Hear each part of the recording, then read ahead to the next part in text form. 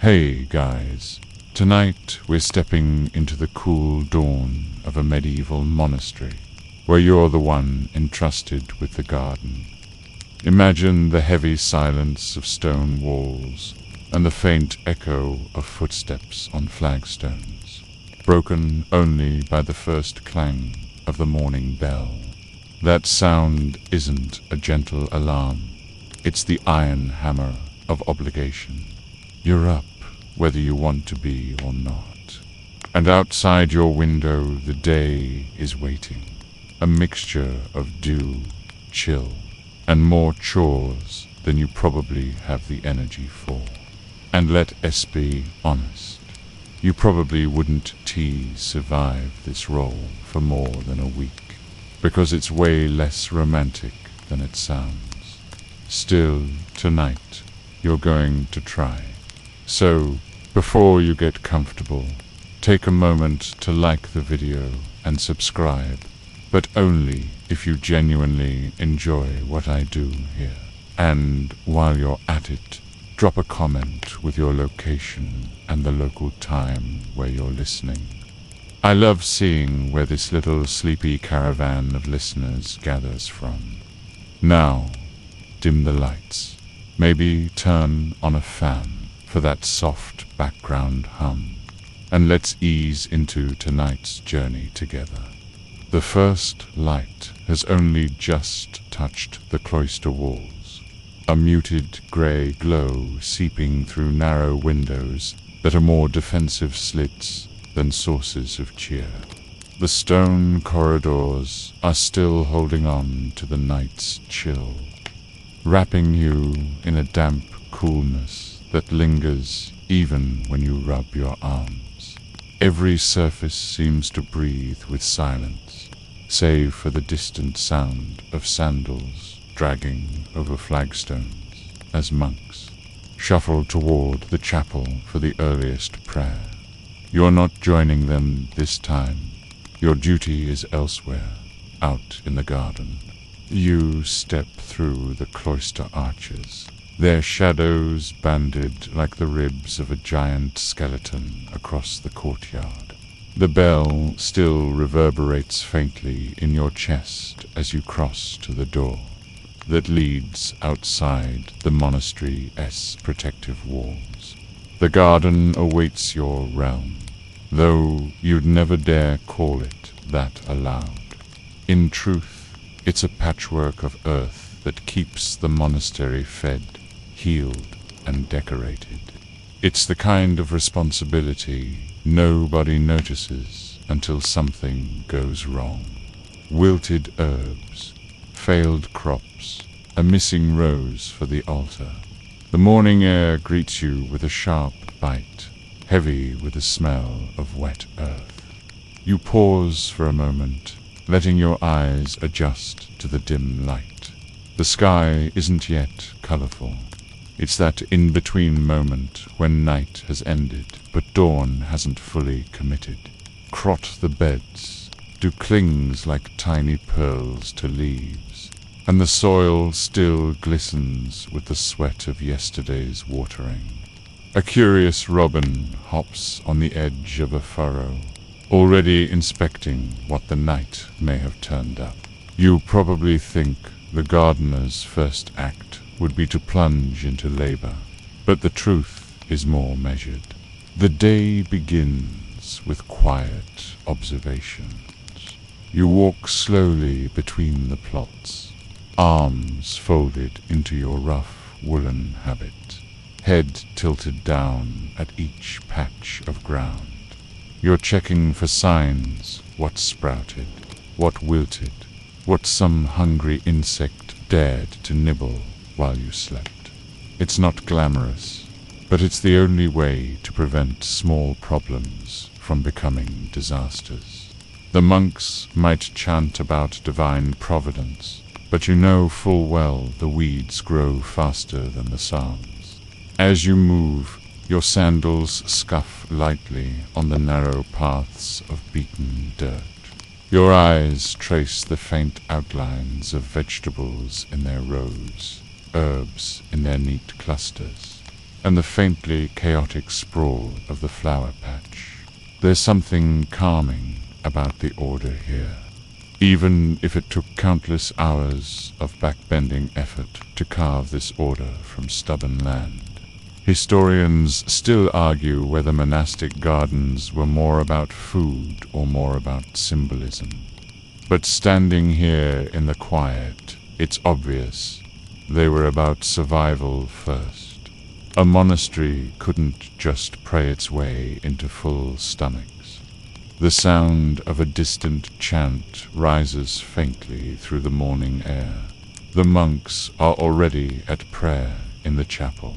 You're technically missing the service, but the abbot long ago decided the garden counted as its own form of worship.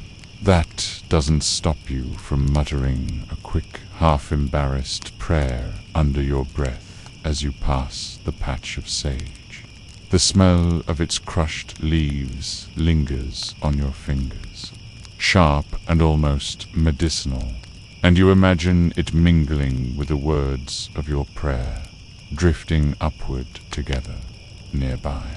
The faint gurgle of a channel of water trickling into a trough provides the only accompaniment to the morning's stillness. It's nothing elaborate, just a wooden gutter carrying runoff from the roof into the garden, but it's a lifeline. You make a mental note to check the channel for blockages later. Last year, a build-up of leaves nearly drowned half the parsley before anyone noticed. And here is a quirky tidbit. Monks once believed parsley had the power to ward off drunkenness. Of course, since wine was safer to drink than water in many places. The monastery probably wasn't experimenting too heavily with parsley's protective abilities. Still, you can't help but smirk at the thought of a monk clutching a sprig of parsley, like some kind of medieval party trick. You bend briefly to inspect a furrow of onions, their green shoots poking confidently out of the earth. These are the dependable ones, always growing sturdily, always ready to bulk out the stew. You pat the soil, firming it around the base of a wobbling stalk. Your fingers are already streaked with mud, the skin beneath rough from endless scrubbing. No one ever praised a gardener's hands, but the monastery depended on them more than anyone liked to admit. The sun is starting to show a thin sliver of gold on the horizon now, warming the air ever so slightly. Shadows stretch across the beds, long and slanted, while the first bees buzz drowsily from one blossom to another. You take in a slow breath and exhale, a rhythm that feels less like fatigue and more like prayer. The world beyond these walls is filled with war, hunger, and the general chaos of the medieval age. Inside the cloister, you have soil, water, and the endless repetition of care. A thin cough from somewhere behind you breaks the moment. One of the older monks, Brother Matthew, has shuffled into the garden with his rosary beads in hand. He nods at you, his lips moving in prayer, and then continues on his slow loop around the beds. He doesn't interfere. He just likes to walk here in the mornings, perhaps to remind himself that not all prayers need words. You nod back politely, then return to your inspection, silently amused by the thought that even the most devout brothers can't resist the garden's calm gravity.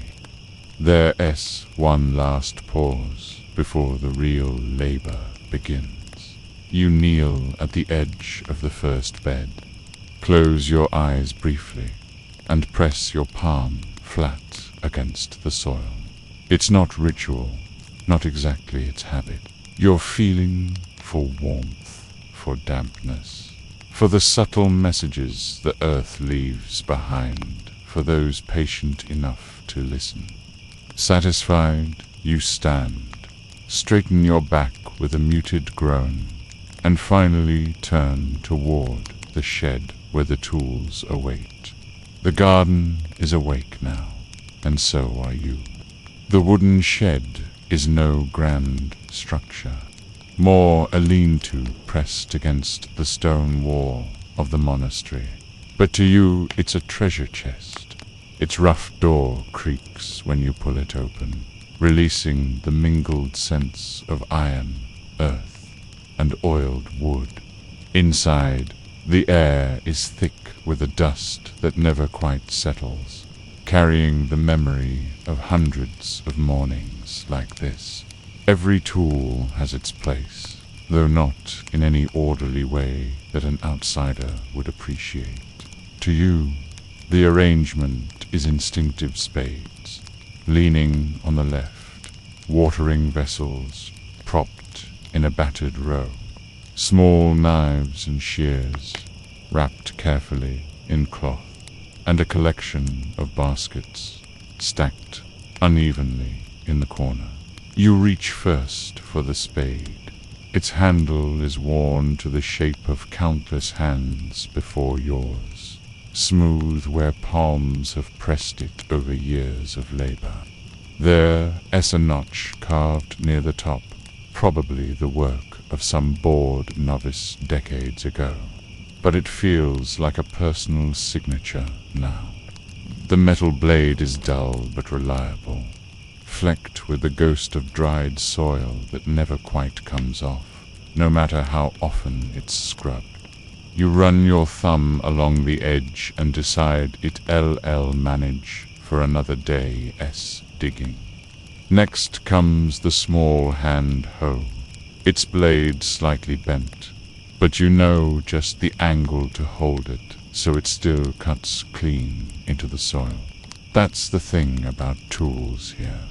Nothing is perfect, but everything is familiar. Even the watering cans are made of hammered copper. Their spouts, uneven from years of repair, have their own quirks. One leaks slightly if you tilt it too far. Another spits out a little too eagerly, drenching more than you intend. You know their flaws, like you know your own. Historians still argue whether monastic gardeners were craftsmen in their own right, or simply humble laborers. But looking at this collection, you can't deny a certain craftsmanship is involved. Keeping these tools alive is as much a task as using them. You remember evenings spent sharpening blades by candlelight, rubbing handles with oil to keep them from splitting, patching baskets with strips of leather. The rhythm of care, docenti, end with the soilet, extends to the very objects that help you tame it. On the wall, a bundle of twine hangs from a peg, frayed at the ends from tying and retying. You'll need it later, no doubt, to secure beans as they climb or to bind herbs into neat bundles for drying. Beside it, a small sickle glints faintly, the edge sharper than anything else in the shed. That one you treat with a mix of reverence and caution, because a single careless slip could undo the work of months by sending you to the infirmary. You pause and pick up a small wooden knife, its blade more suited to trimming than cutting. It was given to you by Brother Matthew years ago, when you were still fumbling through your first months in the garden.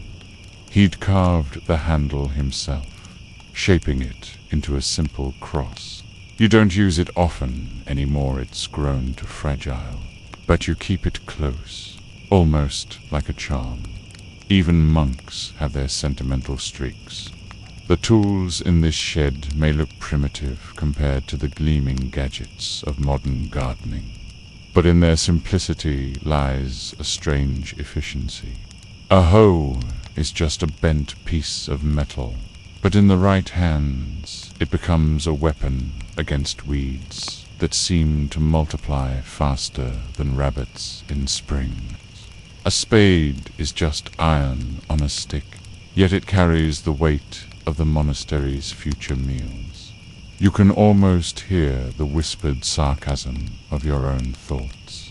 The monks sing about salvation, but you're the one making sure the stew pot isn't empty tonight. A quirky tidbit floats through your mind. In some monasteries, tools were blessed with holy water before use, as if sanctifying the iron would make weeds less stubborn. You chuckle softly at the thought. If weeds ever cared about blessings, the monastery would have been weed-free centuries ago. Still, you've caught yourself muttering a prayer now and then, when the work feels overwhelming. So maybe superstition has its place after all. You gather what you'll need for the morning: spade, the hand hoe, a knife tucked carefully into your belt, and one of the copper watering cans. Each item has weight, and carrying them together reminds you of the balance required in this role. Too much force and you break the soil. Too little care and the plants suffer. You've learned to walk that line like a tightrope, never quite relaxed, always adjusting. Stepping out of the shed, you feel the tools settle into your grip, familiar extensions of your own body. The garden stretches before you in its quiet order, waiting. The air is warmer now, the first real rays of sunlight painting the tops of the beds in gold. Somewhere in the distance, a rooster crows late, as though embarrassed to have overslept. You take it as your cue. The day has truly begun. Brother Matthew has already disappeared back toward the cloister, leaving you alone again with the rows of plants and the faint echo of chant fading in the background. You kneel at the edge of the first bed, spade in hand, feeling the soil give way beneath its weight. The sound is soft but grounding, the muted scrape of metal against earth, the quiet thud as clumps turn over. Every stroke carries centuries of repetition. It's a sound your ancestors would recognize instantly, one that hasn't changed even now. You work slowly, methodically, as you always do. The spade lifts, the soil turns, the scent of damp earth rises. With each movement, the tools prove their worth. Not glamorous, not even particularly comfortable, but honest. And in the monastery's silent economy, honesty is the only currency that truly lasts. The first task of the day always involves the soil. Without it, nothing else matters. And you've learned to read its moods almost like a language. The spade bites into the ground with a dull crunch, breaking through the crust of last night's chill. Each turn reveals the darker, moister layer beneath, rich and fragrant, like the breath of the earth itself. You move steadily along the bed, your rhythm practiced, almost meditative. Push, lift, flip, pat. It's a ritual as much as it is a chore, and the repetition creates its own kind of chant. A grounded answer to the hymns being sung behind the cloister walls. You pause for a moment to kneel, running the soil through your fingers. The granules cling to your skin, damp, but not soaked good for planting. A whisper of satisfaction tugs at your lips. Too dry, and the seeds would fail. Too wet and the roots would rot. You've seen both disasters before, and they never fail to test your patience. Historians still argue whether medieval gardeners had a scientific understanding of soil composition. But the truth is, you don't need words like pH balance to know when the earth is right. You know by touch, smell, and the faint resistance against your fingers. Your next task is enriching the soil. From a low wooden cart at the edge of the path, you lift a woven basket filled with compost. It's a mix of kitchen scraps, crumbled leaves, and the slow work of time. You spread it carefully, scattering handfuls across the turned earth, mixing it in with the spade until the soil darkens further. A bucket of wood ash follows, its grey dust swirling briefly in the morning air before settling into the earth. The ash adds something invisible but vital, strengthening the soil in ways no one can fully explain, but everyone believes in. And then there are the stranger mixtures. Last autumn, Brother Anselm swore that a concoction of crushed eggshells and ground-up snail shells would fortify the marrow of the ground. You weren't convinced, but you tried it anyway, scattering the gritty powder along a bed of beans. The beans did surprisingly well, though whether it was Anselm's odd alchemy or simply good weather, you'll never know. That's gardening for you, half knowledge, half gamble, and a pinch of superstition stirred in full flavor.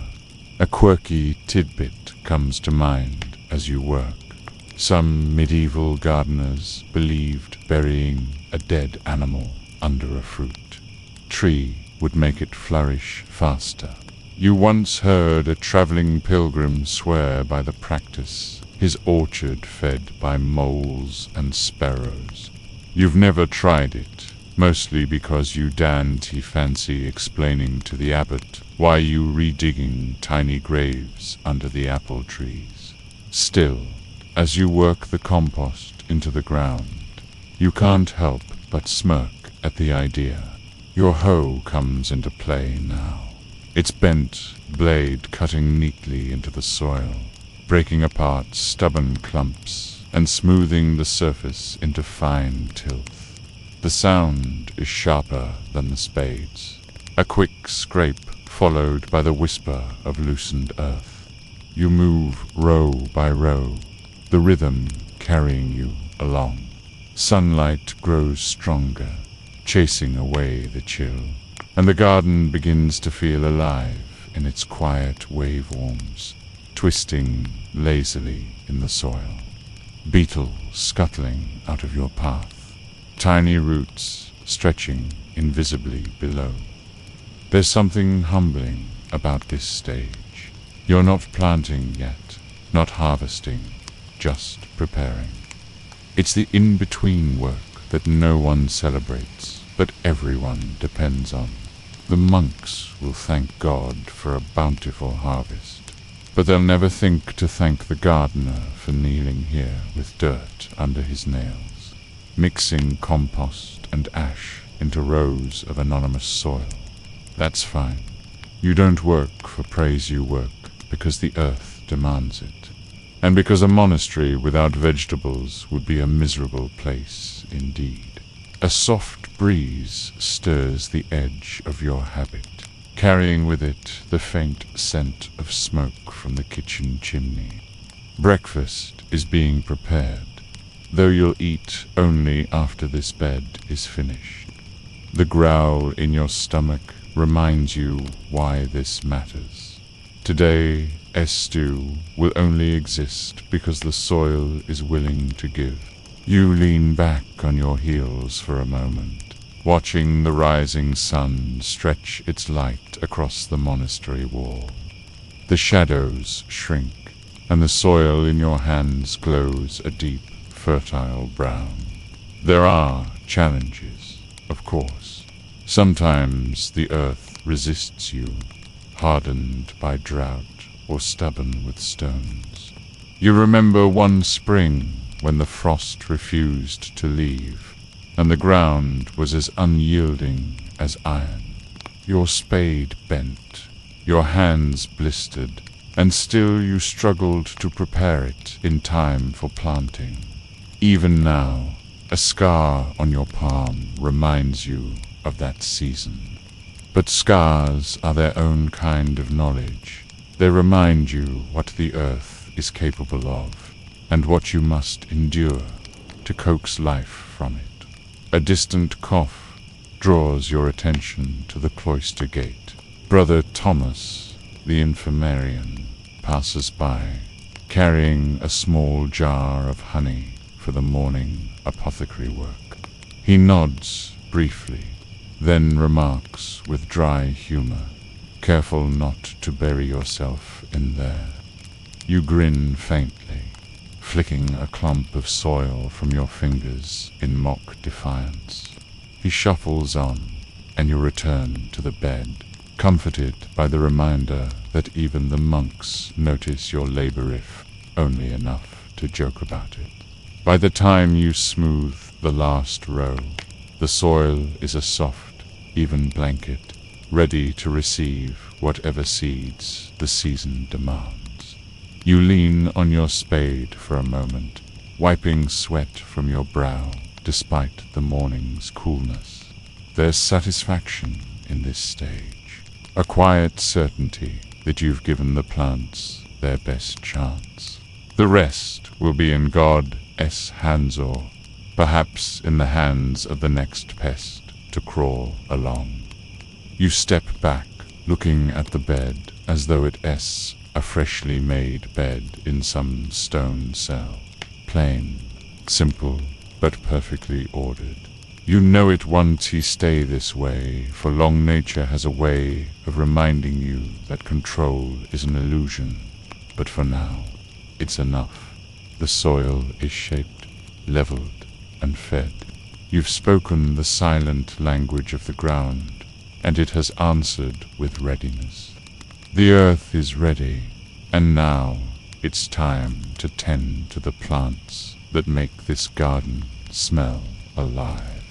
Herbs are the true backbone of a monastery's daily life, and as you walk slowly between the narrow beds, you can almost feel them watching you, demanding attention. Rows of sage, thyme, fennel, and rosemary stretch before you in careful order, their green leaves catching the sunlight, each plant holding both a promise of flavor and the whisper of healing. You kneel first beside the sage, brushing your fingers across the leaves. The scent rises sharp and slightly bitter, clinging to your fingertips. The monks say sage is for wisdom, and perhaps it is, though you suspect they mean it more metaphorically than medicinally. Still, in the infirmary, sage tea is used for sore throats, fevers, and even for washing wounds. You smile faintly at the thought that a simple herb could carry such lofty responsibilities. Historians still argue whether monastic gardens leaned more toward medicine or the kitchen, but standing here, it's impossible to separate the two. What heals the body also feeds it, and what flavors a meal can soothe a sickness. Next comes thyme, its tiny leaves forming a dense carpet of green. You pinch a sprig and inhale the strong, almost peppery aroma. This one finds its way into nearly everything the monks eat: soups, stews, even the occasional bread. More importantly, it's believed to ward off illness, a kind of medieval antibacterial before the word even existed. You remember the infirmarian once dabbing thyme oil on a festering wound, insisting it would keep the corruption away. Whether it worked or not, you never asked, but the patient survived. Sometimes that's proof enough. A few steps away, the fennel sways gently in the breeze, its feathery fronds soft against your hand. It's one of the more versatile herbs, loved in the kitchen for its anise-like flavor, but also carried secretly in the pockets of monks who believe it wards off evil spirits. A quirky tidbit: some medieval people chewed fennel seeds during long church services to keep hunger at bay, a practice the abbot pretends not to notice when the novices fidget in the back rows. You suspect he chews them himself when no one is looking. Further down, rosemary stands tall, its woody stems crowned with needle-like leaves. You trim it carefully with your knife, aware that too much cutting could damage the plant. The scent is invigorating, almost as if it could chase away sleep itself. In fact, rosemary is often placed in the hands of the dying, a symbol of remembrance and hope. You recall hearing a whispered debate between two monks over whether rosemary could sharpen. The memory one argued it was divine aid. The other scoffed that no plant could improve the mind. Still, you've caught both of them sniffing the leaves before reading in the scriptorium. The herb garden is not just rows of plants. It's a woven tapestry of memory and purpose. You move from bed to bed, trimming, weeding, and gently watering where needed. Each action is careful, deliberate, almost reverent. The herbs are small, delicate, yet their power stretches far beyond their size. A pinch of mint in a cup of water can soothe an upset stomach. A sprig of lavender tucked under a pillow can calm restless sleep. Even the bitter wormwood, unpleasant as it is, becomes a cure when steeped into tea. You remember a time when Brother Thomas experimented with mixing herbs for an ointment. He had you bring him thyme, sage, and a handful of marigold petals, which he pounded together with honey into a sticky paste. The result smelled dreadful, but he swore it healed a festering cut in half the usual time. Whether it was the herbs or the honey, you'll never know, but Thomas walked straighter after that. Of course, herbs also have their darker side. Some are too potent, their effects dangerous if misused. Henbane grows in a hidden corner, a plant the infirmarian insists must never be touched without him present. Its leaves can dull pain, but also dull breath, and more than one story circulates about careless hands leading to sudden deaths. You tread carefully around it, your respect for the infirmary S-locked cabinet renewed every time you see its sinister green leaves swaying innocently in the sun. The morning light grows stronger, warming the garden and releasing even more fragrance into the air. The scents mingle, a heady perfume of sage, thyme, fennel, rosemary, and mint, undercut by the earthy musk of soil and compost. The bees are especially fond of this part of the garden, buzzing lazily from flower to flower, their low hum blending with the rustle of leaves. You work slowly, savoring the rhythm, trim a stem, brush away a weed, water just enough to dampen the roots. As you finish, you gather a small bundle of cutting sage for the infirmary, thyme for the kitchen, rosemary for the chapel altar. You tie them with twine, the scent clinging to your hands. It's not just a collection of plants. It's the monastery's lifeline, a living pharmacy, pantry, and sanctuary bound up in green leaves.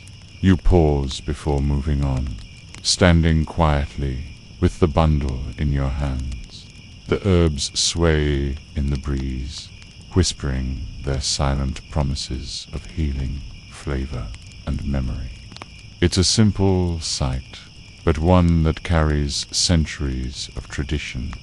Without these small plants, the monastery would feel poorer, less alive. With them, it thrives. The herbs may hold power, but the monks can't live on sage and rosemary alone.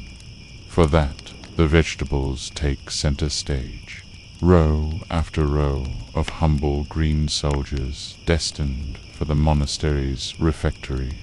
You shift your basket to one arm and walk toward the neat furrows where the heartier crops are planted.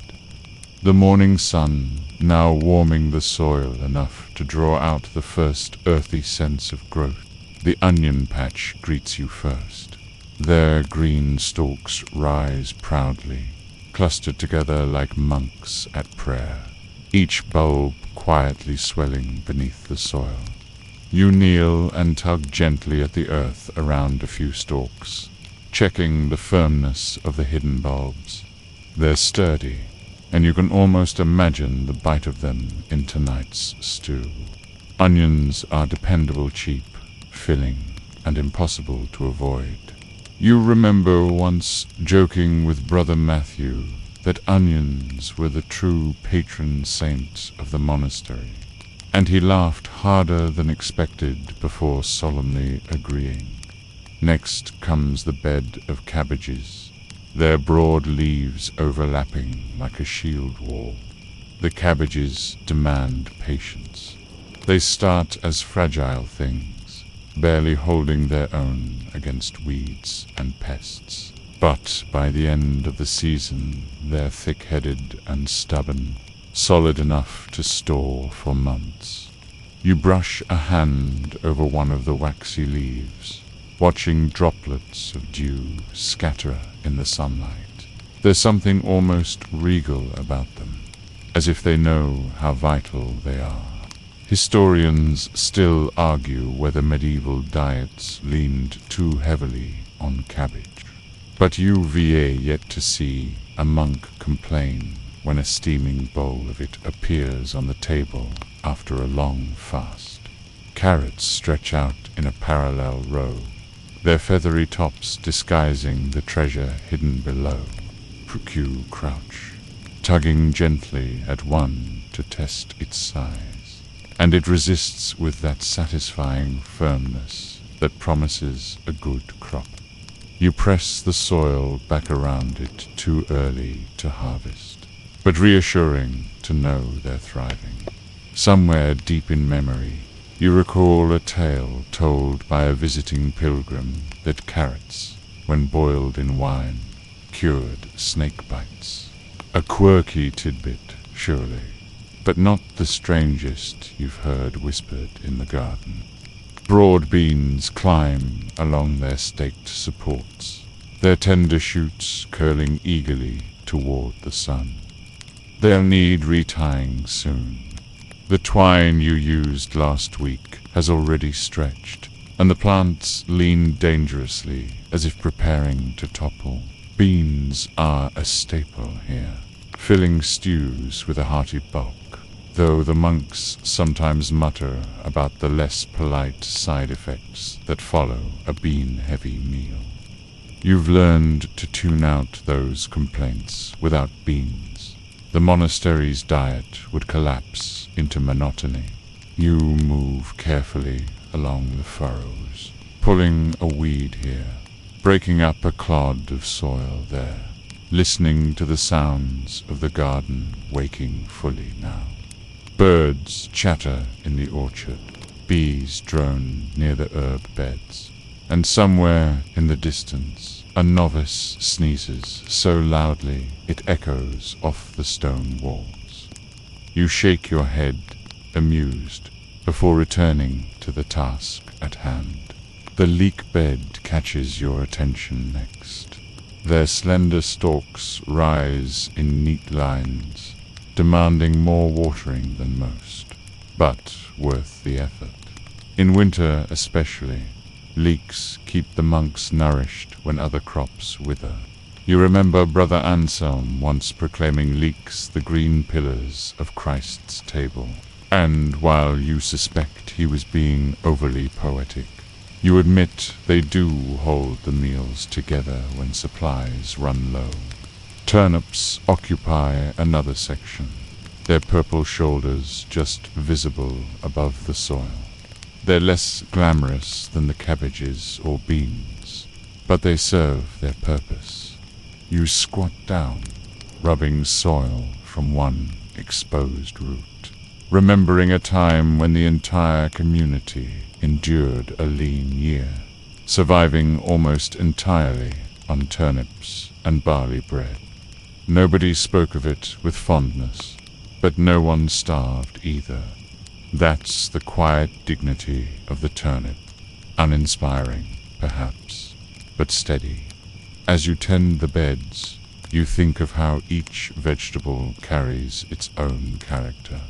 The onions are blunt and unignorable, the cabbages patient and dependable, the carrots sweetly hidden, the beans ambitious, the leeks elegant, and the turnips humble. Together they form a society, one not unlike the monastery itself. Different roles, different strengths, all bound together for survival. A debate you once overheard comes to mind. Two monks arguing whether the Garden of Eden might have included cabbages. One insisted paradise must have been filled with sweet fruits and delicate herbs, while the other countered that true perfection would never exclude the humble vegetables that sustain the body. You didn't dare join in, but part of you suspects the cabbages would have stood proudly beside the apples if given the chance. You finish your inspection by watering the younger shoots, careful not to flood them. The copper can spits unevenly, splashing your sandals, but the soil darkens in gratitude. The plants seem to perk up instantly, as if aware of your attention. Pooh. You pause, leaning on the spade, breathing in the mingled scents of fresh greenery and wet earth. It's not glamorous, this labor, but it is vital. Every stalk, every root, every bulb is a promise. Tonight's meal, tomorrow's strength, and the monastery's survival. The vegetables don't demand thanks, and neither do you. Pen still. There's a satisfaction in knowing the refectory's simple stews and broths begin here. In the quiet rows you tend with hands stained by soil. Without these beds, prayers alone wouldn't fill the monks' stomachs. That truth sits with you heavily, but not uncomfortably. You are, in your own way, as necessary as the bell that calls them to prayer. The orchard lies just beyond the vegetable beds, where the land gently slopes downward toward a low stone wall. You make your way there, basket in hand, brushing a thin film of soil from your palms. The orchard is older than the rest of the garden. Some say the first abbot himself planted these trees, grafting them carefully with the help of traveling farmers. Whether true or not, the age of the orchard is plain to see. The trunks are thick and gnarled, bark peeling in patches, roots curling over stones, as if gripping the earth in prayer. The apple trees dominate here, their branches heavy with green and red globes, depending on the season. Now, in this moment, the fruit is just beginning to swell, hard and small, still weeks away from ripening. You tilt your head back, following the reach of a branch overhead, sunlight spilling through the canopy in dappled patterns across your robe. In autumn, when these same trees bend under the weight of their fruit, the entire monastery rejoices. Baskets overflow, kitchens bustle with the sound of knives and chopping boards, and the air thickens with the sweet tang of cider fermenting in wooden casks. Nearby stand the pear trees, their shape more elegant, branches curving upward like arms in prayer. Their fruit is slower to form, but when it comes, it carries a fragrance delicate and distinct. You once overheard a visiting friar insist that pears were the noblest fruit, for their flavor seemed refined enough to sit at a king's table. Another monk countered by pointing out that pears rot quickly, if not eaten in time, while apples keep well into the cold months. Both had a point, though you secretly think the pear's brief perfection is what makes it special. Plum trees scatter along the edge of the orchard. Their fruit, dark and rich when ripe, lends itself well to preserve. The monks boil them down in copper pots, thickening them into jams to spread on coarse bread. During the fasting seasons, a spoonful of plum preserve is sometimes all that stands between hunger and faintness. You've grown fond of the plums, not for their flavor alone, but because they seem to carry a burst of brightness even on the greyest days. There are cherries too, smaller trees that line the stone wall, their blossoms in spring rivaling the beauty of any stained glass window. When they fruit, the cherries hang like drops of blood against the green leaves. Children from the nearby village sometimes sneak into the orchard to snatch a handful. Though technically forbidden, the monks turn a blind eye, smiling at the sight of juice-stained faces. After all, it's hard to begrudge joy when it comes so naturally. At the far edge, nearly forgotten, a single quince tree grows. Its fruit is not for eating. Rot is too hard to sourbutt. When cooked with honey and wine, it transforms into something fragrant, almost luxurious. Few notice it during most of the year, but you always make a point of tending it. It feels like the orchard's secret gift, a reminder that patience can turn bitterness into delight. You kneel at the base of one of the apple trees, brushing away weeds and inspecting the soil. Orchards require more patience than vegetable beds. Their rewards are measured in seasons, not days. The monks often compare their spiritual lives to these trees, rooted in discipline, growing slowly, bearing fruit only after long care. You find the metaphor fitting, though you've noticed that just as often the trees yield unpredictably, sometimes an abundant harvest, sometimes a meager one, without clear reason. Perhaps faith and farming share that mystery. Bend spring, the orchard hums with bees drawn to the blossoms. Without their labor, there would be no fruit at all. You sometimes think of the bees as tiny monks themselves, tireless in devotion, moving from flower to flower, as if reciting prayers in a language only they understand. The monks keep a few hives tucked against the wall, and their honey sweetens the bitterest of tonics, softens the rough bread, and lights the candles that burn through the long vigils. The orchard also serves as a quiet refuge. Monks come here to walk in silence, beads clutched in their hands, lips moving with whispered prayers. You've seen brothers sit beneath a tree for hours, heads bowed, their stillness blending so seamlessly with the gnarled trunks that you almost mistake them for part of the grove itself. Sometimes you join them, setting your tools aside and sitting cross-legged on the grass, watching the sunlight shift, the breeze stir, the birds flit between branches. In those moments, work and worship feel indistinguishable. And always there is the rhythm of the seasons. Spring blossoms like a sudden hymn. Summer fills the branches with green weight. Autumn offers abundance, and winter strips it all bare again. Year after year, the cycle repeats, steady as the tolling of the monastery bell.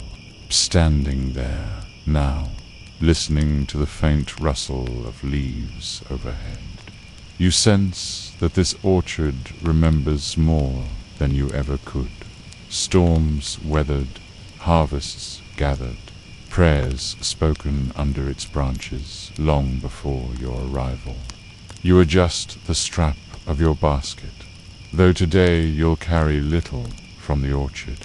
The time for harvest is still weeks away, yet walking among the trees, touching their bark and checking their leaves is a duty in itself, a way of acknowledging the promise that lingers here.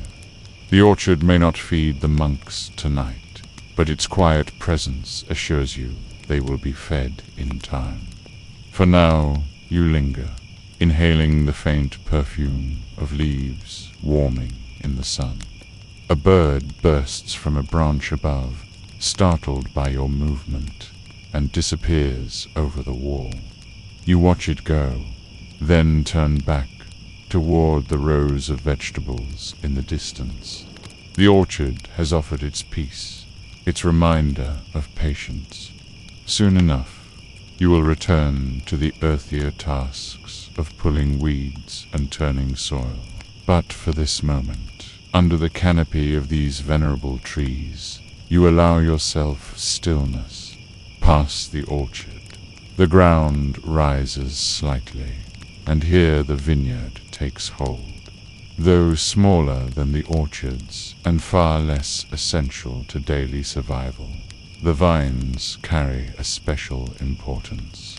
Grapes, after all, are not only food but also sacrament. You walk between the trellised rows, where twisted vines climb wooden stakes and crossbeams, their leaves already unfurling broad and green in the warm air. The smell is different here-drier, sharper, carrying a faint sweetness that hovers even before the fruit begins to swell. The monks tend these vines with particular care, for wine is needed at the altar. Without it, the daily mass would feel incomplete, lacking the taste of memory that ties them to scripture. You've heard the cellarer explain many times that wine is never to be squandered, never to be drunk carelessly. It is a holy thing, its making as much an act of prayer as its drinking. And so, when you work here, your hands on the vines feel not merely agricultural, but devotional. The vineyard is arranged with precision. Each row is spaced evenly, ensuring the sun can reach the leaves and air can move freely, reducing the risk of mildew. The soil here is rocky, poor for most crops, but well suited for grapes. Long ago, the monks noticed that the vines thrived where other plants withered. Rather than see barrenness, they saw opportunity, and now, generation after generation, the vines remain. In spring, the vineyard is a place of promise. Tiny buds form along the canes, delicate clusters that will become grapes. Through summer, the fruit swells, first hard and green, then slowly softening, deepening in color. At the peak of ripeness, the entire vineyard glows with shades of purple, like rows of chalices tipped against the sun. The harvest is a time of joyful labor. Monks, novices, and even villagers gather with baskets, their robes brushing against the vines as they cut clusters with small knives. Once gathered, the grapes are carried to the press house, a low stone building at the vineyard's edge. Inside sits a wooden press, its beam polished smooth by years of use. The monks crush the fruit, the air filling with a pungent, almost intoxicating sweetness. The juice runs into vats where it begins its slow transformation. Fermentation is left to its quiet work, watched closely but never hurried. Weeks later, the wine is transferred to oak barrels in the cellar, the cool air deepening its character. Some of it is kept for the altar, some for medicinal use, and a little set aside for special feast days. There is a rhythm to this cycle, as steady as prayer. Tend the vines, harvest the grapes, press, ferment, age, pour. Each step is humble, yet together they produce something greater than any one effort. Juve often thought of how this mirrors the monastery itself, each monk offering small acts of labor and devotion that, when combined, yield a life of beauty and meaning. But vineyards are not only about grapes and wine. They are also about patience and vigilance. The vines demand constant attention, pruning in winter, tying new shoots in spring, thinning leaves in summer to let the sun in. Neglect them, and the harvest falters. You've learned to cut away what seems healthy, so that what remains may grow stronger. The lesson is harsh, but necessary, and you've seen its echo in the abbot's guidance. Discipline that trims away excess, leaving space for true growth. Birds are frequent visitors here, swooping down to peck at ripening fruit. To protect the vines, the monks hang small bells and strips of cloth that flutter in the breeze. Sometimes a novice claps his hands sharply, sending a flock scattering into the sky. Yet even with these measures, losses occur. You remind yourself that the vineyard belongs to God as much as to the monastery, and if some grapes feed the birds, perhaps that too is part of the plan. When the vines are bare in winter, the vineyard looks almost desolate. Dark canes rise from the soil, twisted like hands clasped in supplication. Snow sometimes dusts the ground, muffling the landscape into silence. Yet beneath that stillness lies the certainty of return. The monks walk the roads even then, pruning carefully, trusting that spring will restore what is now hidden. That trust itself is a kind of prayer, the willingness to believe in unseen fruit. Today, as you move through the rows, you pinch away a stray shoot, ensuring the vine's strength concentrates on the fruit to come. The task is simple, requiring more patience than thought. Sun warms the back of your neck, birds call faintly from the orchard beyond, and the faint murmur of voices drifts from the monastery buildings in the distance. You pause, looking down the long row of vines, each stake casting its shadow on the earth.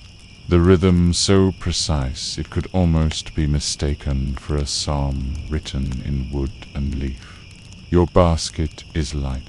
You'll return to the vegetable garden soon, where harvest comes daily. But before leaving, you run your hand along one of the vines, feeling the rough bark beneath your fingers. It is easy to forget how much life these old roots hold, how much fruit they will one day bear. For now, they stand in quiet promise, waiting, as the monastery itself waits in every prayer still, patient, trusting. The bell rings faintly in the distance, summoning you back. You glance once more at the vineyard, rows stretching like lines of scripture across the hillside, and then turn toward the path that leads back to the heart of the garden. Returning to the broader garden, you pass into the section reserved for vegetables. Unlike the orchard or vineyard, which follow their own seasons and need bursts of attention only at certain times, this part demands near constant care. Here the soil is rich and dark, loosened with compost, and well watered from the stream that has been carefully diverted to form small irrigation channels. The monks tend this ground daily, for the vegetables provide the staples of the table, sustaining the community through every season. The beds are laid out with discipline, long rectangles bordered by narrow paths of packed earth. Some contain early lettuces, their leaves pale and tender, curling like folded parchment. Others hold rows of onions, their green shoots sharp and upright. Carrots lie hidden beneath the soil, betrayed only by their feathery tops swaying lightly in the breeze. You see beans winding their way up wooden poles, while broad-leafed cabbages sit heavy and firm, their outer leaves splayed like protective arms around the hearts within. Work here is steady and predictable. In the mornings, weeds are pulled carefully, their roots shaken free of soil so none is wasted. Stones are gathered and piled neatly at the edge of the plot, for a single rock left beneath a carrot could twist it into a crooked shape. Water is carried when the channels run low, ladled with wooden buckets that creak under their weight. The rhythm of hoe against earth, of hand tugging at a stubborn weed, of water splashing into furrows, these are sounds as familiar as the chanting of psalms. Each season brings its own duties. In spring, seeds are sown with care, each furrow traced straight as a monk's writing line. Summer is for thinning, weeding, and watering. Autumn brings the great harvest, baskets filling with turnips, parsnips, and leeks, all gathered against the coming winter. In the coldest months, only hardy greens remain, kale and cabbage standing stiff against frost, their leaves toughened yet still nourishing. Even then, the monks find ways to stretch what they have. Root cellars hold carrots and onions, while beans and peas are dried and stored in clay jars. Sometimes, as you work, you reflect on the humble dignity of these plants. They will never be praised in poetry, never painted in stained glass, or sung of in the cloister.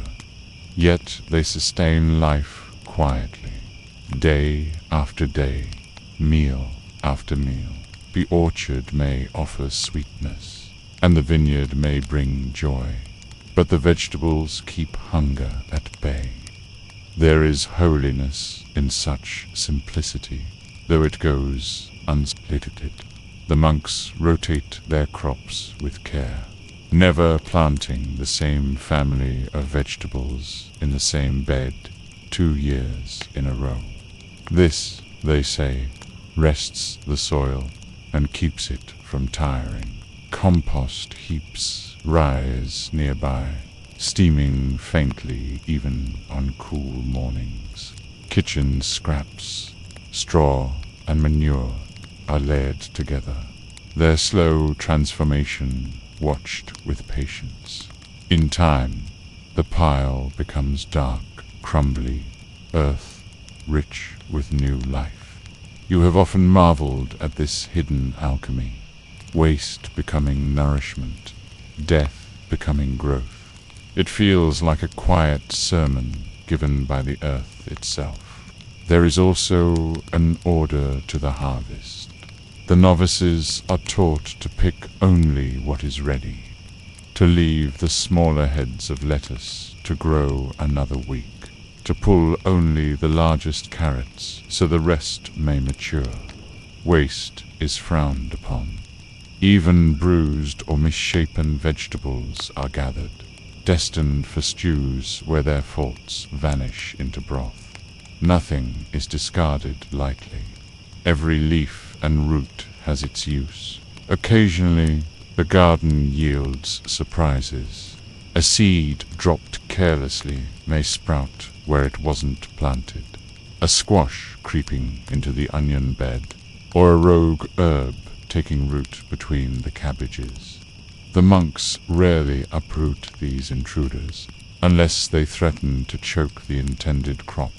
More often, they smile at such accidents, seeing in them a reminder that creation is larger than any plan.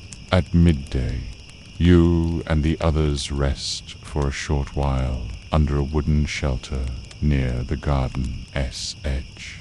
A jug of cool water is passed around, and sometimes slices of bread are shared, though never in excess. The talk is quiet, often drifting to practical matters, whether the peas are late this year, or how many sacks of onions might be stored for winter.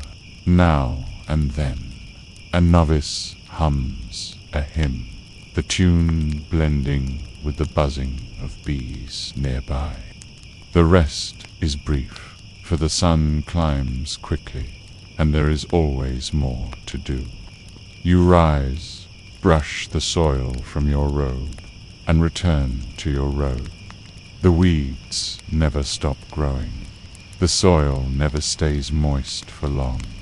The labor is endless, yet never meaningless. Each handful of earth turned, each basket filled, each bed tended, is another thread in the fabric of the monastery's life. Without it, the prayers would falter, the songs would weaken. Sustenance and devotion are bound together here, root and leaf, prayer and harvest. As the day deepens, you glance across the beds, their lines neat and purposeful. Beyond them lies the orchard, the vineyard, and, further still, the hills fading into the distance. The monastery garden is small compared to the world, yet within its borders lies abundance enough for the brethren. It is a reminder that heaven's blessings are not always vast or grand, but often measured in turnips and beans, in onions and kale, in the steady filling of a wooden bowl at supper. The bell will soon sound again, calling you back to the cloister. But for now, you remain in the soil, your hands darkened by earth, your back bent in quiet labor. Each weed pulled, each plant watered, each row walked is an offering, simple, unnoticed, but lasting. The day drifts onward, and your tasks now draw you toward the herb garden, a smaller but no less important space set aside within the monastery walls. Compared to the orchard or the vegetable plots, This area seems almost delicate, arranged with care, not only for utility, but for beauty as well. Narrow paths wind between raised beds, their borders lined with stones, warmed by the sun. The air here is rich with fragrance, sharper and more complex than the sweet smells of the orchard or vineyard. Each step seems to stir new sensemen, sharp and cool, sage, dry and strong. Thyme, subtle yet lingering. Herbs serve many purposes within the monastery. Some season the meals prepared in the kitchen, adding warmth to stews or freshness to bread. Others are gathered and dried for the infirmary, where they become teas, poultices, or tinctures in the hands of the herbal brother. Still others are burned for incense during worship, their smoke rising in slow, curling threads that fill the chapel with a sense of solemn presence. It is here, in this small square of soil, that the monastery finds remedies, flavors, and even prayers woven into leaves and stems. You kneel by one bed, where basil grows thickly. Its leaves are clipped carefully, never stripping a single plant bare, but spreading the harvest across the row. A basket rests at your side, already carrying sprigs of rosemary. Their woody stems, prickly to the touch, bend bunches of chamomile, the flowers bright as little suns against their green stalks. The gathering is done gently, for these plants are precious. Too rough a hand might bruise the leaves and spoil their use. At the far side of the garden, lavender grows in orderly rows. The monks harvest it not only for medicine, but also for its calming scent, which is placed among bed linens or steeped into soothing drinks. The fragrance fills the air even before the flowers are touched, drifting softly on the breeze.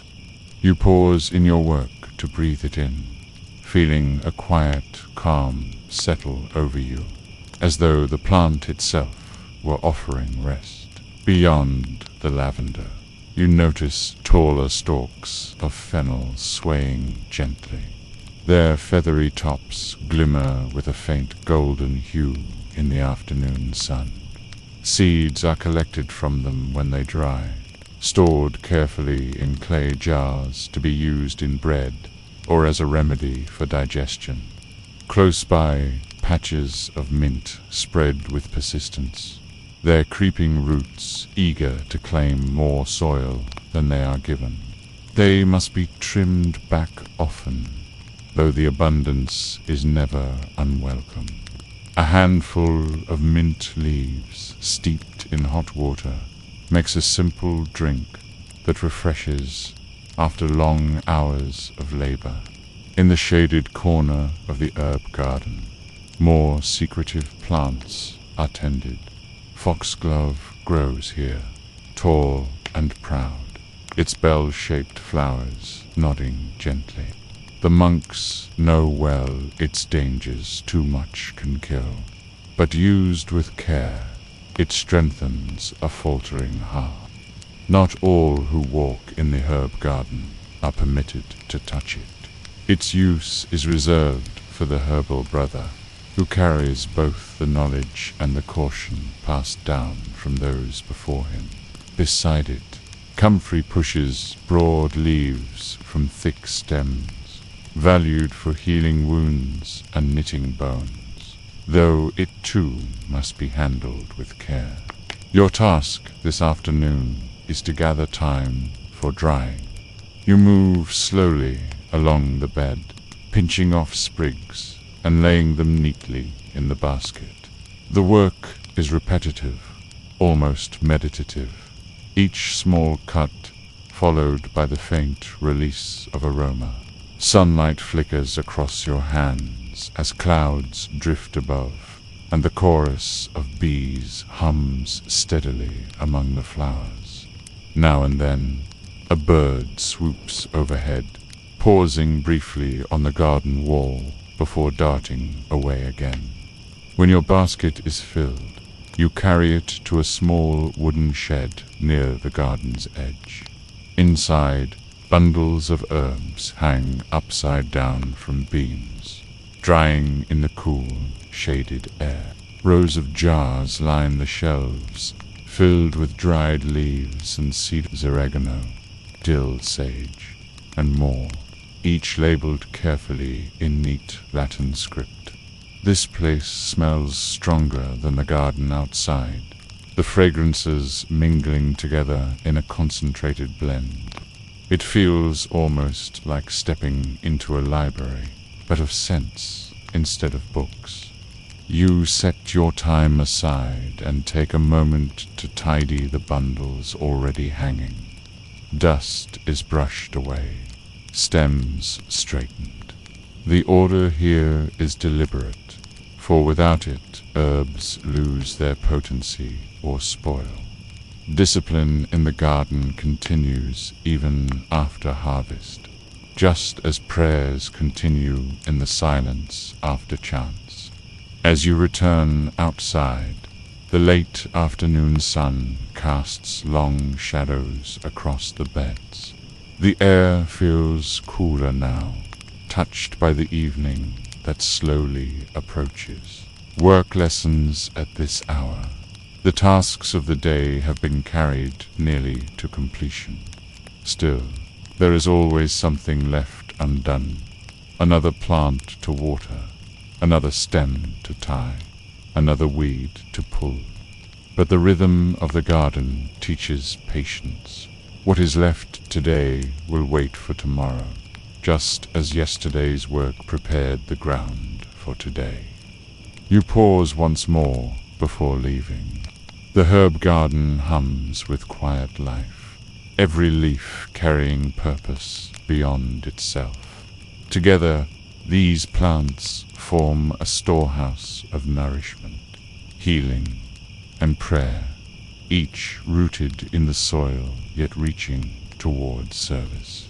To walk among them is to walk in a place where body and spirit are cared for side by side. The bell will soon summon you to vespers, but for a few more minutes you linger. You breathe in the mingled scents, feel the cool air brush against your face, and listen to the bees still working, faithful in their own endless task. The garden does not hurry. It grows, it gives, it endures, and in its patient rhythm, you find something close to peace. The monastery grows quieter as the day turns toward its close. The sun sinks low, brushing the tops of the trees with warm light that fades into shadow.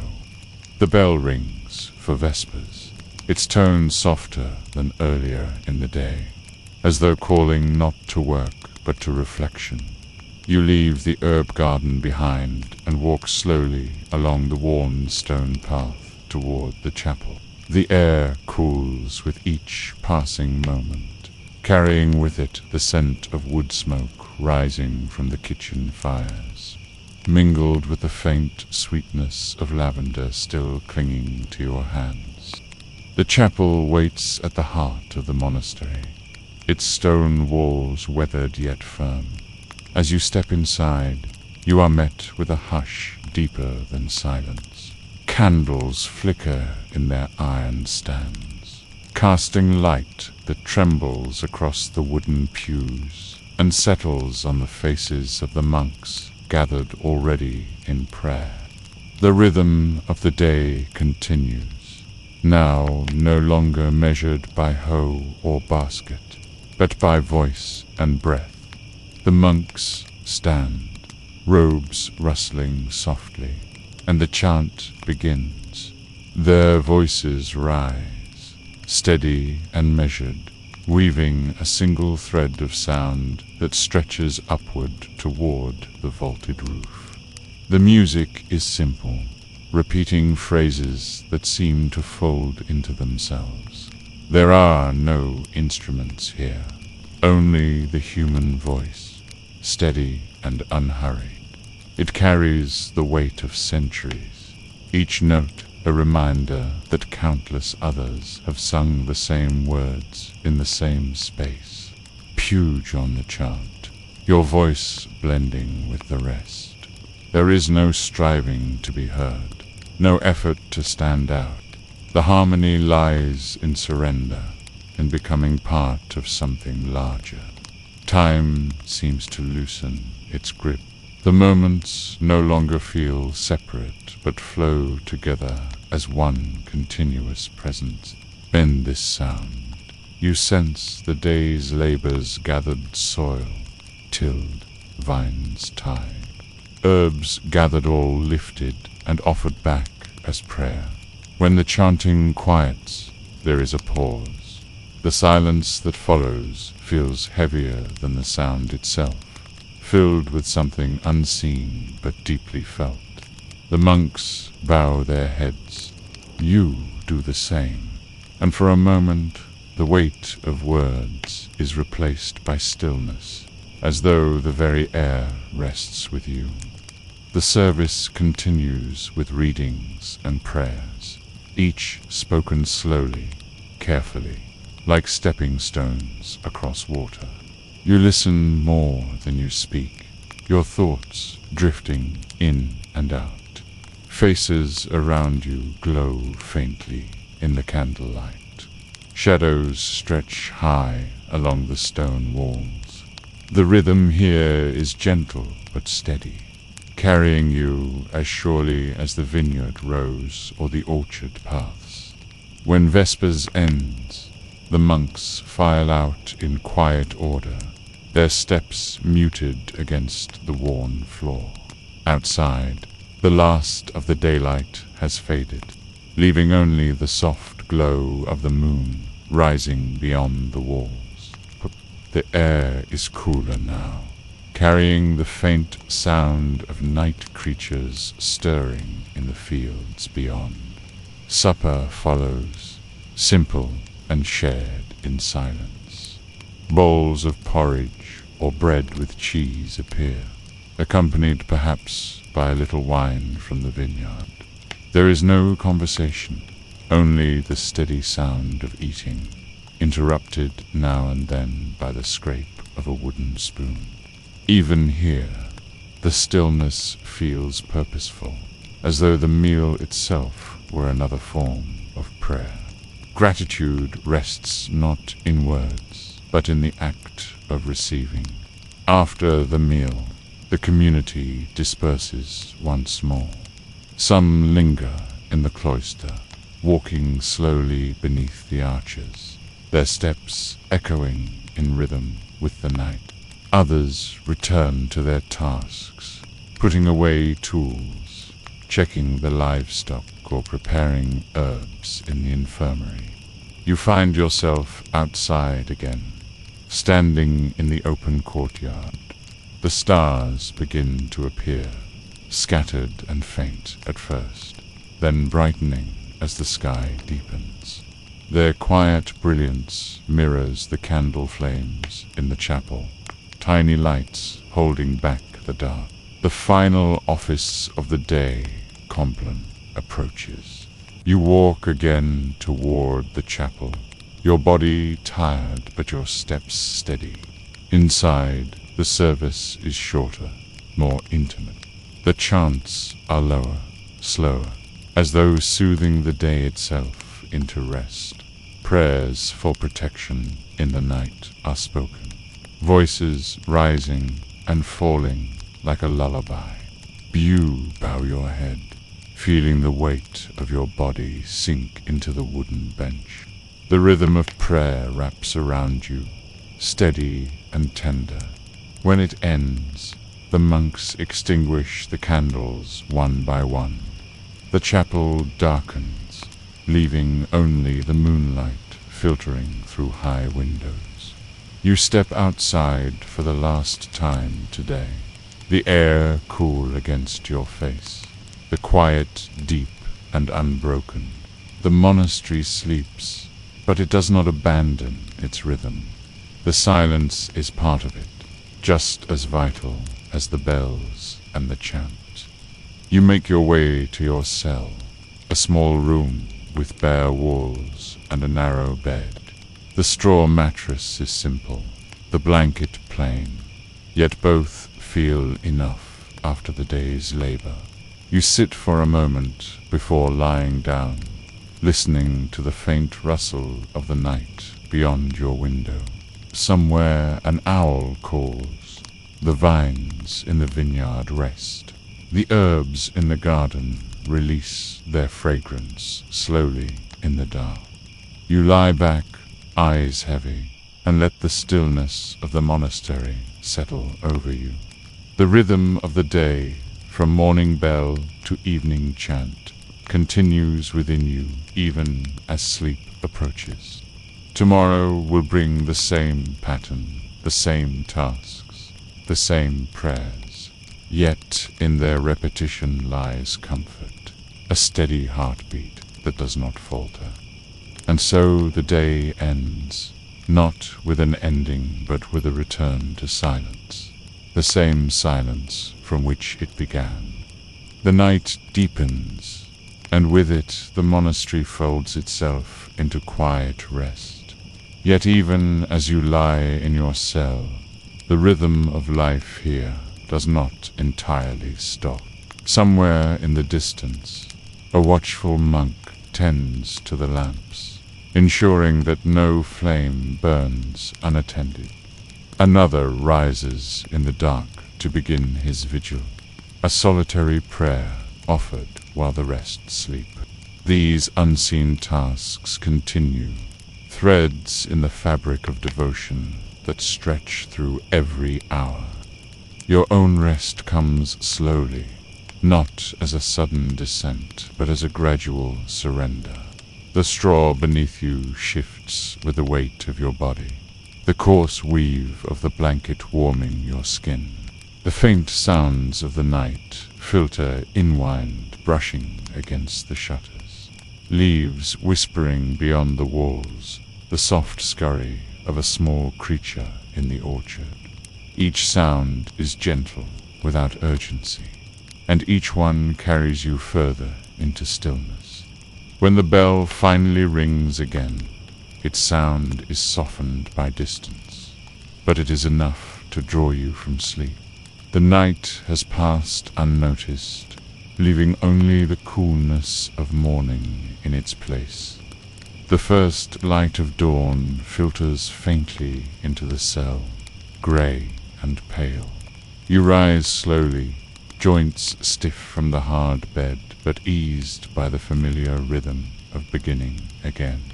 The day's cycle has returned to its first point, and yet it feels different, renewed. You wash your face with cool water from the basin, the chill waking your senses. Then, as always, you make your way toward the chapel, where the first prayers of the Dematins and Lords await. The chapel at dawn is hushed, filled not with candles this time, but with the early glow of sunlight spilling through narrow window. The chants are quieter than those at midday, their tone less declarative and more reflective. The monks' voices seem to weave directly with the light itself, as though the rising sun were part of the prayer.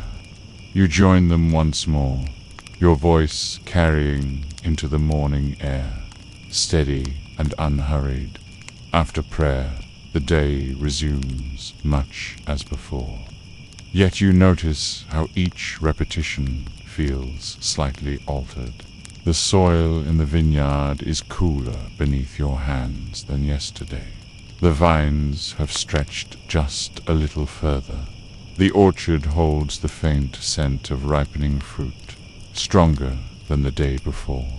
Even the herb garden seems subtly changed, more blossoms open, more fragrance released.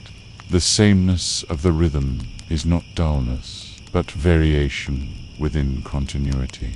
The comfort of knowing what to expect, paired with the quiet surprise of detail. The kitchen, too, comes alive once more. Smoke rises early from the hearth as bread is set to bake. The smell of yeast and flour fills the cloister, carried on the breeze to where you walk. The loaves are not identical to those of yesterday, though they were made with the same care. Each crack in the crust, each golden shade, reflects the hand that shaped it and the fire that baked it. At the tables, bowls of porridge appear again, yet they feel like a gift renewed. Hunger makes even the simplest fare welcome, and silence makes the act of eating attentive. A piece of bread dipped in warm broth, a sip of water cool from the stone jar. These small things anchor you, grounding the morning in simple gratitude. Soon the labor of the day begins again. The tools are gathered, baskets carried out, fields walked. This time you find yourself drawn first to the orchard. The trees stand in orderly rows, their branches stretching overhead. The air beneath them is cooler than in the open vineyard, filled with the sweetness of fruit nearing its season. You move slowly down the rows, checking each tree. A few apples have fallen to the ground overnight, bruised, but still carrying fragrance. You gather them into a basket, knowing they will be used in the kitchen before the day is out. Birdsong fills the air here, bright and varied. The sound weaves with the rustle of leaves, a natural chant that echoes the voices of the monks. You pause to listen, leaning for a moment against the trunk of a tree, feeling its rough bark against your hand. The orchard, like the chapel, has its own liturgy, measured in the slow growth of fruit, the turning of seasons, the return of harvest. The rhythm carries you forward again. The day stretches ahead, familiar yet alive, shaped by the tasks of tending, gathering, preparing, and offering. Each moment rests inside the pattern, steady and seamless, as though the monastery itself breathes through you. You step back onto the path leading toward the fields, the sun climbing higher, the scent of herbs drifting faintly on the air. The day has begun again, and with it the unbroken circle of prayer, work, and silence. The path leading out from the orchard bends toward the vegetable garden, where rows of earth stand patiently awaiting care. You walk there slowly, basket in hand, the soft crunch of gravel beneath your sandals marking each step. The sun has now lifted above the cloister wall, casting a pale golden light that washes across the garden beds. Dew lingers on leaves, tiny droplets glimmering before they vanish into the air. The vegetables grow in their ordered rows, each carefully placed according to season and use. Cabbages, sturdy and broad, spread their leaves wide like protective shields. Carrots and parsnips lie hidden beneath the soil, their green tops swaying gently in the morning air. Beans climb slender poles, weaving their way upward with quiet persistence. You kneel to touch the soil near the roots, testing its dampness, gauging whether another turning is needed. It is not hurried work. Each plant is approached as though it were part of a larger harmony, one voice in the steady hymn of growth. Beside you, another monk stoops with equal patience, his hands moving slowly through the weeds. He does not speak, but his quiet presence is steadying, like a companion who shares in both labor and silence. Together, without words, you remove stray growth, loosen packed earth, and guide wayward stems back into place. The silence between you feels full, not empty woven with the faint hum of insects. The breeze shifting through herbs nearby, and the distant toll of a bell that calls others to prayer. After some time, you pause, resting on your heels. The air carries the scent of thyme and rosemary drifting from the herb plots not far away. You let the fragrance settle, breathing slowly, aware of how it fills and steadies you. A small bird darts down to the soil, tugging at a strand of grass, before lifting again, disappearing beyond the wall. The garden is never truly still, only quietly alive, each small movement part of its endless unfolding. Pour when your basket begins to fill with pooled weeds and a few gathered greens. You carry it toward the compost heap at the edge of the garden. The mound is dark and rich, layers of earth, straw, and scraps from the kitchen. It breathes warmth even in the cool air, alive with the hidden work of turning waste into nourishment. Dew tip the basket's contents upon it, then smooth the heap with the flat of your spade, ensuring the cycle continues without interruption. Nothing here is wasted. Every piece is transformed, every remnant folded back into usefulness. By mid-morning, the sun is higher, and the rhythm of labor slows. You set down your tools and walk once more along the cloister path. The stone underfoot is warming now, carrying the heat of the day. Passing through the corridor, you see a monk copying a manuscript at a wooden desk, his pen scratching slowly across parchment. The sight reminds you that the monastery's work is not only in soil and fields, but also in the preservation of words, prayers, and learning. Each task, whether tending a vine or shaping a letter, belongs to the same pattern of devotion. The bell rings again, drawing you to the chapel. You take your place among the brothers, the chant beginning anew. This time the voices rise in a higher tone, brighter than at dawn, carrying into the daylight that now fills the stone walls. The sound is steady, flowing, unbroken, like water running in a stream.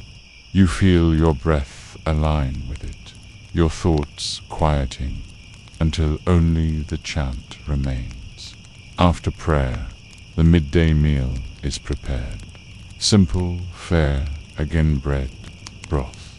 Perhaps a portion of beans from the garden, but it is taken with the same quiet attention as before. The cool stone of the refectory shields you from the heat outside, and the silence allows the senses to sharpen. You notice the texture of the bread, the faint sweetness of the beans, the refreshing coolness of water poured from the pitcher. Each bite becomes its own small meditation. When the meal is finished, you return to the cloister walk. The air now is heavy with summer heat, and even the garden seems slower, its growth hushed beneath the weight of the sun. Work is lighter at this hour. Some brothers tend to small tasks indoors, others retreat briefly to their cells. You find shade beneath the orchard trees, sitting at the base of one with your back against its trunk. The bark presses firmly into your shoulders, grounding you. Through the branches above, sunlight flickers, breaking into shifting patterns on the ground. You close your eyes, not fully sleeping, but resting in the quiet. The air carries the smell of earth and fruit, mingled with the faint incense of the chapel. In this pause, the monastery feels suspended, as though time itself has slowed to the pace of breath. When you open your eyes again, the sun has shifted, and the shadow of the tree stretches long across the grass. The rhythm of the day calls you once more, and you rise slowly, brushing soil from your robe. Tools wait in the garden, vines stretch in the vineyard, and prayers soon will rise again in the chapel. The cycle continues, unbroken and unhurried, drawing you forward into its steady embrace. The afternoon turns warmer as you step once again into the vineyard. The air has grown still, and the leaves of the vines hang motionless in the heat. You walk slowly along the rows, careful not to disturb the quiet that seems to settle over everything. The ground is dry, dust rising lightly with each step, and the smell of earth is stronger now, warmed by the sun. The vines are steady companions. Their branches curl round wooden stakes, their tendrils reaching outward as though searching for new paths to climb. You pause at one row where grapes are beginning to swell, still small, not yet ready for harvest. Their skins catch the sunlight, faintly translucent, holding a promise of sweetness that will come only with patience. Push a leaf aside gently, letting it fall back into place. Labor in the vineyard is not hurried, for each task requires care. You lift a branch, tying it to a stake with a strip of cloth so it grows upright. You trim away a cluster of leaves to allow more air to reach the fruit. Each motion is deliberate, neither wasted nor rushed. The vineyard teaches that growth cannot be forced. It must unfold in its own time. A monk nearby works with quiet diligence, his knife glinting faintly as he prunes. He nods to you briefly, then returns to his task. The silence between you is unbroken, but it is a silence of shared purpose, filled with the understanding that each of you is part of a larger care for this place. The vineyard belongs not to one, but to all, and to the years yet to come. The sun presses down, and sweat gathers along your brow. You pause, resting against a wooden post, looking out over the rows that stretch toward the orchard and garden beyond. The monastery walls rise in the distance, their stone warm and pale against the sky. Beyond them, fields and woodlands spread outward, the land carrying its own quiet rhythms that reach further than you can see. When the bell tolls, its sound drifts faintly over the vines, summoning you back toward prayer. You set down your knife and walk slowly along the rows, the dust clinging to your sandals. Entering the cloister, the shade feels cool and refreshing, the air calmer, carrying the faint echo of voices already gathering. The chapel is filled with a soft golden light, the sun slanting through narrow windows. You take your place, bow your head, and the chanting begins once more. The notes are lower now, slower, fitting the weight of the afternoon. The rhythm is steady, unbroken, rising and falling like breath. You feel yourself settle into it, the labor of the vineyard still lingering in your body, now released into the sound of the voices around you. After prayer, the afternoon work resumes with lighter tasks. You join others in the scriptorium, where manuscripts are copied with careful attention. The room smells faintly of ink and parchment, the scratching of quills a constant whisper. You sit at a bench, smoothing the parchment before you, and begin tracing letters with patient care. Each stroke is measured, each curve deliberate, as though shaping not only words, but the rhythm of thought itself. The light shifts gradually as the hours pass, growing softer, until it no longer falls upon the desks. A brother lights a lamp, the flame flickering gently, casting long shadows against the walls. You continue writing a little longer, the glow of the flame steadying your hand, when at last you set down the quill. The page before you is filled, a quiet offering of order and devotion.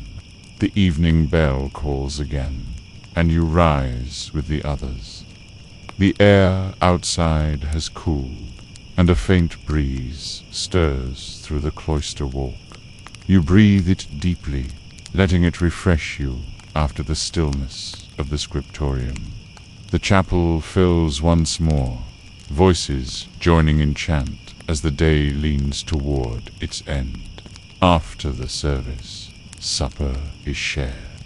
It is a lighter meal, perhaps bread and cheese, a handful of dried fruit, water drawn cool from the well. Silence accompanies the eating, yet the stillness is not empty. The meal carries the weight of the day behind it, the prayers, the labor, the writing. It bites a quiet conclusion to the cycle of work. When the meal is done, the monks file out into the cloister.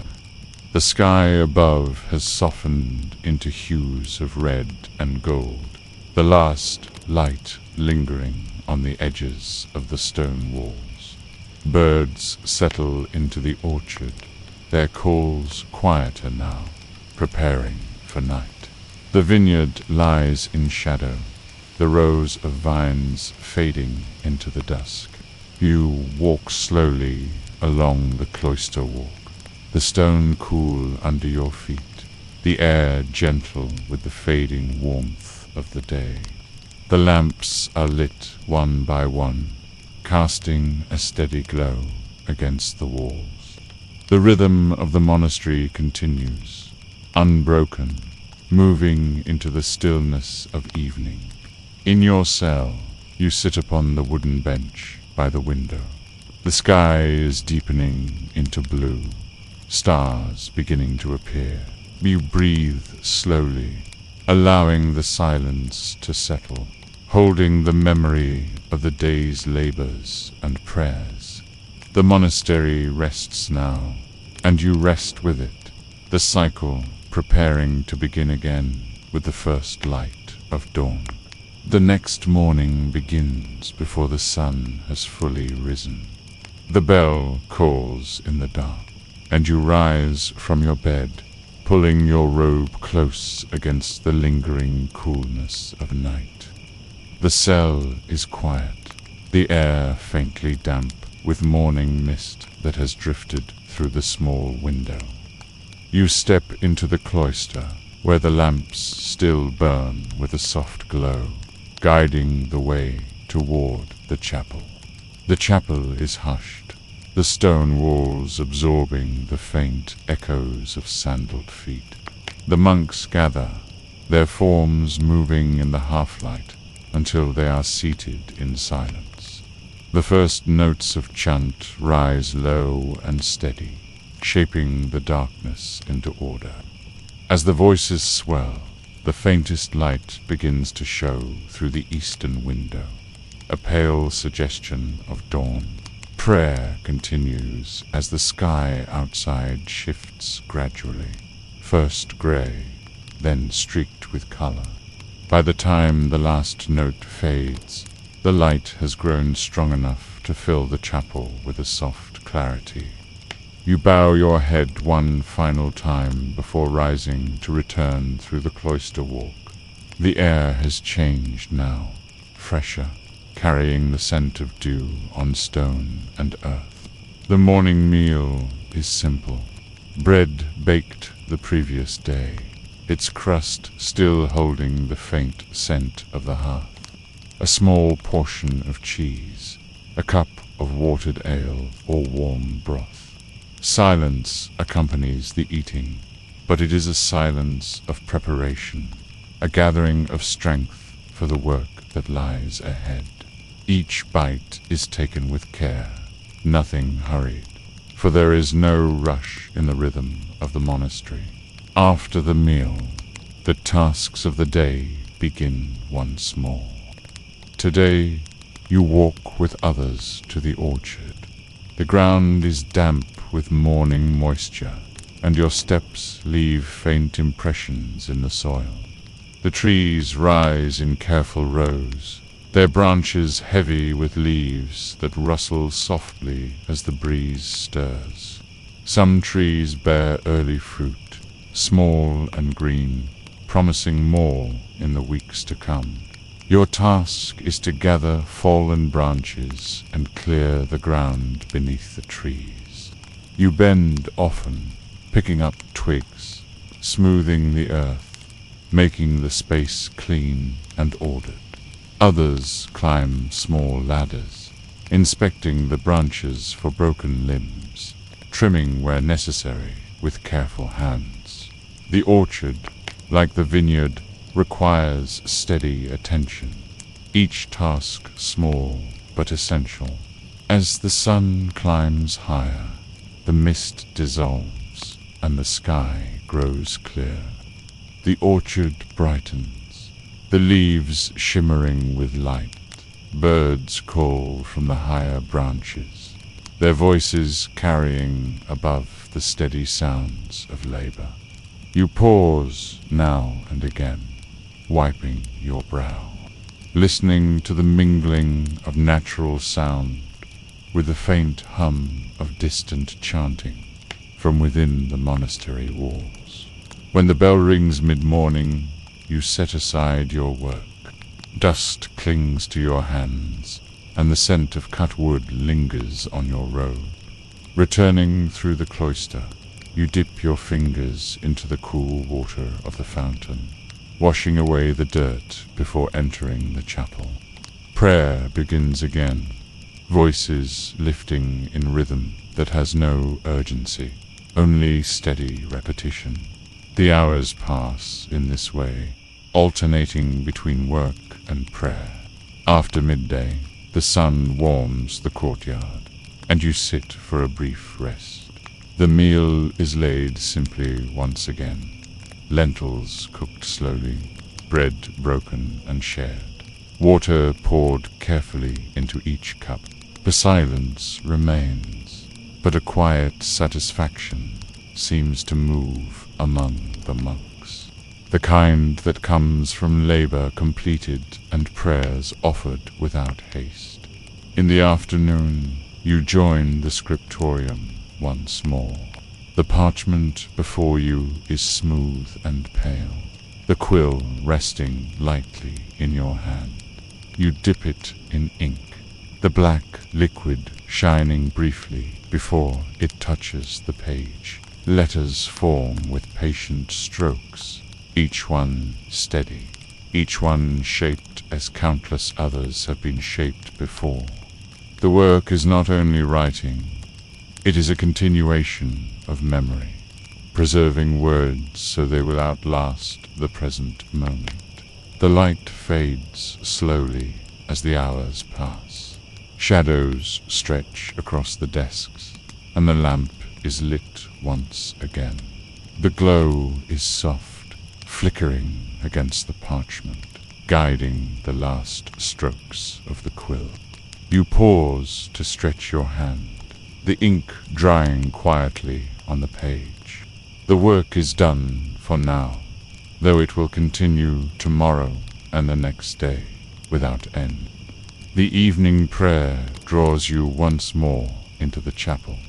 The voices rise low and solemn, the rhythm matching the dimming of the day. The windows are dark now, the world outside settling into quiet. Within the walls, the chant continues, steady and unbroken, carrying the day into stillness. After the final meal, you walk the cloister once again. The air is cool, carrying the faint scent of earth and grass. Stars begin to appear, scattered faintly across the sky, their light distant yet constant. The lamps of the cloister glow gently, their light a closer guide. You breathe slowly, walking without hurry, letting the rhythm of the day settle into you. In your cell, the silence is deep. You sit for a time, looking out at the night sky, then lie down upon your bed. The stillness holds, the rhythm of prayer and labor continuing within you, even as sleep begins to rise. Tomorrow will begin as today has ended, with the bell in the darkness, the gathering in the chapel, the unbroken cycle of quiet devotion. The morning arrives softly, light spilling across the cloister like a gentle wave. The bell calls you from your bed, and you rise slowly, stretching muscles still tinged with yesterday's labor. The air is crisp, carrying a faint chill from the approaching autumn, and the stone underfoot feels cool as you walk toward the chapel. Your robe rustles lightly, the sound blending with the distant coo of a dove and the soft, steady hum of life within the monastery walls. Prayer begins as always, the chant steady and low, wrapping the air in its rhythm. The notes rise, fall, and linger, carrying a subtle resonance through the high vaulted ceilings. You feel the cadence fill your chest, a quiet vibration that steadies thought and slows the pulse. Outside, leaves begin to turn, shades of amber and russet brushing the orchard and the vineyard. You remember the rows of vegetables, still green but fading slightly at the edges, preparing for the harvest yet to come. After prayer, the day's labor resumes. You carry a basket into the orchard, inspecting the trees and gathering fallen apples. Each one is inspected carefully, any bruised or imperfect fruit set aside for pies or stews. Branches are pruned, leaves swept from the ground, and the earth beneath is raked smooth. The work is unhurried, deliberate and familiar, every motion a thread in the larger tapestry of monastery life. By mid-morning, you move to the vineyard. The sun warms your back, and the scent of ripening grapes drifts from the rows. Vines are tied, leaves trimmed, and stray growth gently removed. You pause occasionally, brushing soil from your hands, and breathing deeply, aware of the subtle shifts in light and fragrance. A bee hums past, carrying pollen from flower to flower, its persistence a quiet mirror of your own steady labor. The herb garden calls next.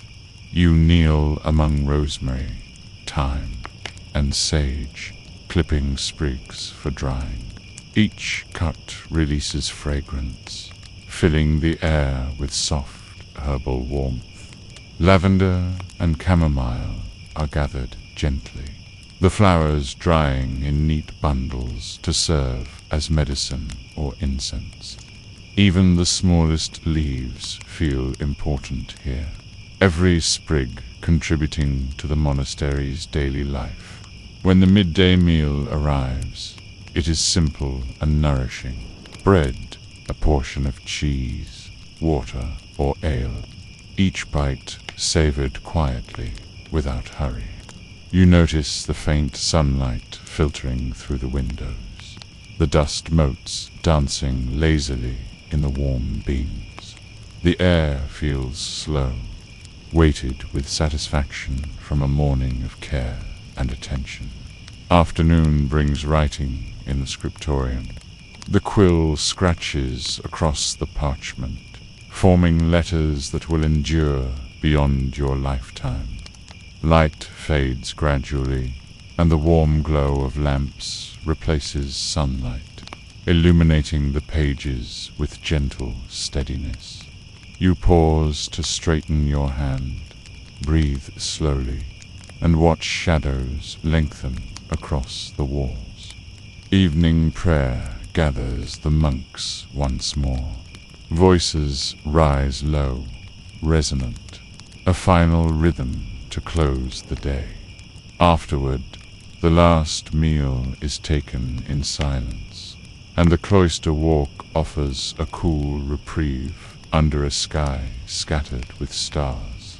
You pause, listening to the night sounds, letting the scent of herbs, trees, and earth fill your senses one final time. Returning to your cell, you sit briefly by the window, gazing at the moonlight on the walls. You lie down, feeling the calm of the monastery settle around and within you. Tomorrow will come, as it always does, bringing the same rhythm of labor, prayer, and quiet observation.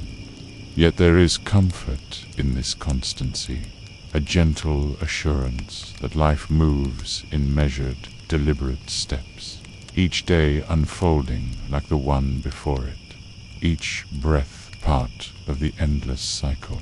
The night grows deeper, and the monastery breathes with a slow, unhurried rhythm. You feel the weight of the day ease from your shoulders, your muscles sinking softly into the straw of your bed. Outside, the trees stand still, their leaves whispering faintly in the cool night breeze. The stars glimmer faintly, distant and serene, like tiny lanterns suspended across the sky. Your thoughts drift lazily across the day's work, the orchard cleared, the vines tied, herbs gathered, parchment filled.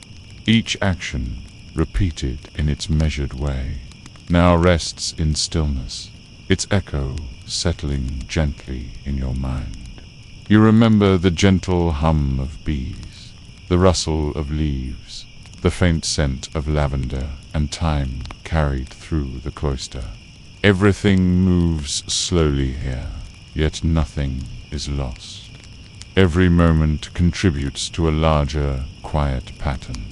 You feel the air around you, cool against your skin, carrying a hint of the earth's scent, soft and grounding. The faint sound of distant water drifts in, mingling with the occasional call of a night bird.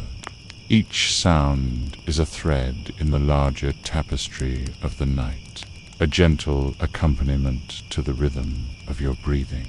Your eyelids grow heavier, and you allow yourself to sink further into the comfort of the bed. Thoughts fade softly, one by one, as the memory of work, prayer, and the simple order of life here settles like a gentle lullaby. There is no hurry, no need for sudden movement or thought. Time stretches thin and slow, each second blending seamlessly into the next. The monastery rests, and so do you, wrapped in the same quiet cadence. The walls hold warmth and the rhythm of centuries of care. Each breath, each movement, each moment, folding back into the soft darkness.